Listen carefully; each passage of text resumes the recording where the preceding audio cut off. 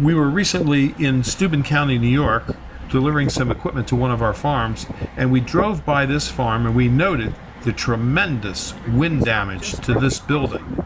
And you can see the roof was taken off and slammed up inside against two of the silos. A lot of damage. Now this farm here needs something, and what this farm needs is a windbreak.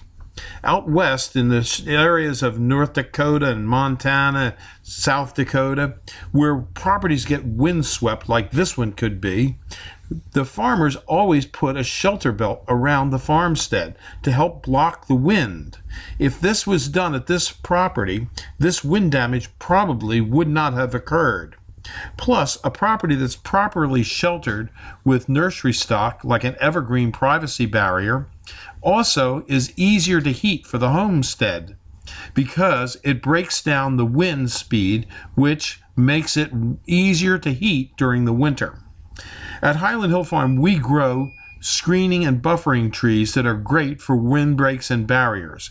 We suggest for this particular area, trees like Norway spruces, white pines, or green giant arborvitaes, which will grow very well.